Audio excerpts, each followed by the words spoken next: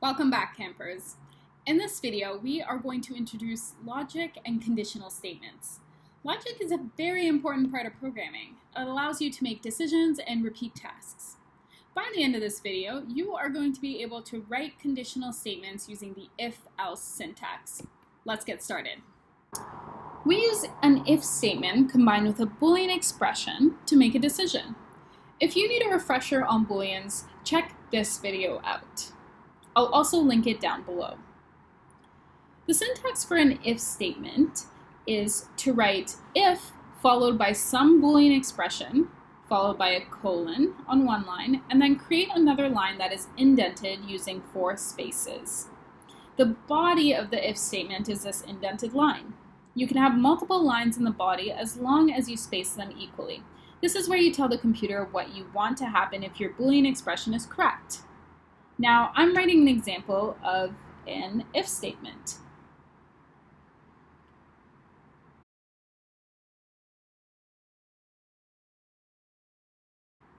Cool. So you could see that it prints out 5, which is x, and x was 5. You should be careful with this, though, because any unindented parts will be executed even if the condition's not met. Let's take a look at how this could happen. So I'm using the same condition, printing x, and then I accidentally, let's say, unindented print x was 5. As you can see, x wasn't 5, but it still printed out x was 5. So we saw how to check if an if statement is true using if and then printed something. But what if it wasn't true and we wanted to let the user know that by printing something else? Well, we could use the else statement, which is unindented and on a new line. Here's what it could look like. So we declare a variable called x that's assigned to the value of 6. And then we set our condition. If x is 5, we want to print x was 5. Otherwise, if it's not 5, we want to print x was not 5. Let's run that, and we could see that it correctly tells the user that x was not 5. Note that you can also make more complex decisions by using the elif keyword. We can chain together statements. You can define as many statements as you want. So let us try an example where we have 3 cases, negative, positive, and neither.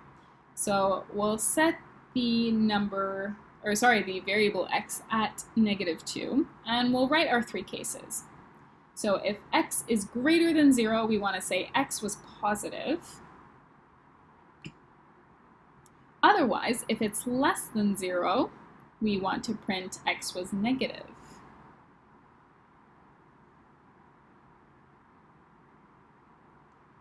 And finally, if it's neither of those 2 cases, we want to print x was neither positive nor negative.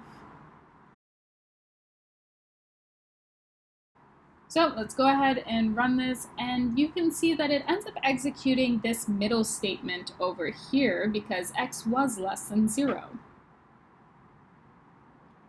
Now, let's look at this in the context of an example.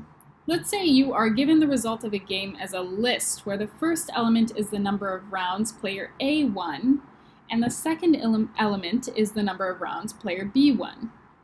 If player 1 has a higher score than player 2, print a message stating that player 1 is winning the game. If player 2 has a higher score than player 1, print a message stating that player 2 is winning the game. Otherwise, print a message stating that they are tied. Now, how can we turn this into code? Pause this video now and see if you can do it. Welcome back. Here's the solution. So I'm going to create this list called current score, and it's going to have the value 0 and 1.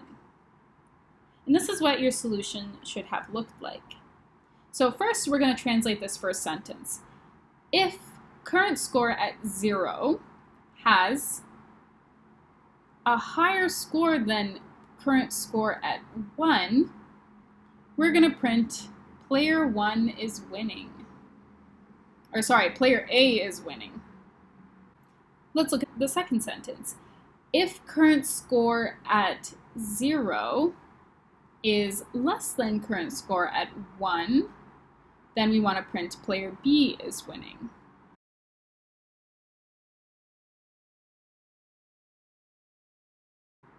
And finally, we use the else statement to print that it is neither of the above two cases and that they are tied.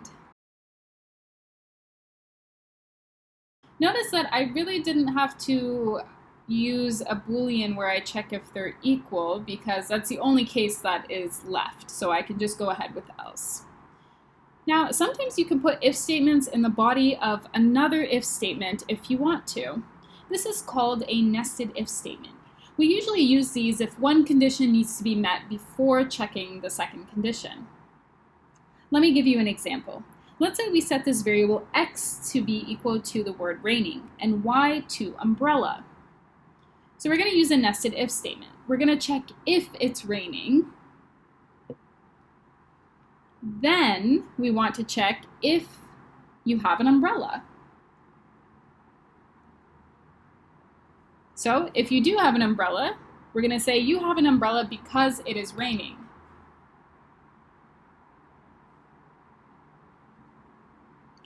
Otherwise, you do not have an umbrella even though it's raining. Now, notice how this is indented. This if-else statement is 2 spaces under the first if statement, meaning that it's going to execute based on the umbrella condition, not the raining condition. If you had unindented this and removed the else statement, then it wouldn't have worked. So we say that we have an umbrella because it's raining because the first if statement and the second if statement were true. Now, what if you wanted to play a game? Given the move that each player made, print which player won the match, or if there was a tie. We've provided you with some code that handles a case where player 1 chooses rock. Pause and check the description of this video. You can copy-paste the code, or it should already be in the notebook to try this exercise. Modify the XXXX in the identified lines to correctly handle other inputs. The to-do is going to tell you exactly what needs to be done. Welcome back, guys. This should be the answer you got. Let's go through line by line and figure out what's going on.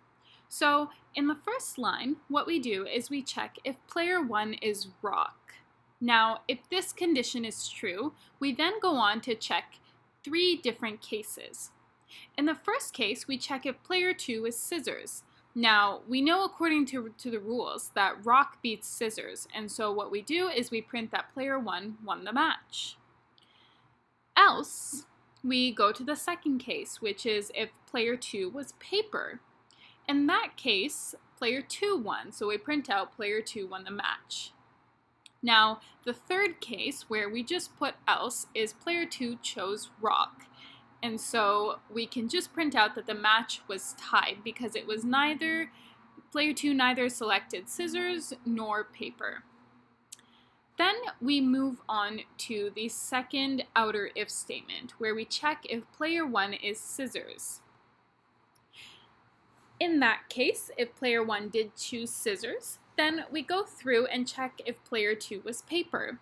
Again, according to the rules, we'll print player 1 won the match if the second player picked paper. In the second case, we check if player 2 picked rock. In that case, we print player 2 won the match. And then finally, the third case is if player 2 also picked scissors, in which case we will print the match was tied. Finally, returning back to the outer if statement where we're still trying to check what player 1 is doing, the third case is whether player 1 chose paper. Again, we'll go through the same thing.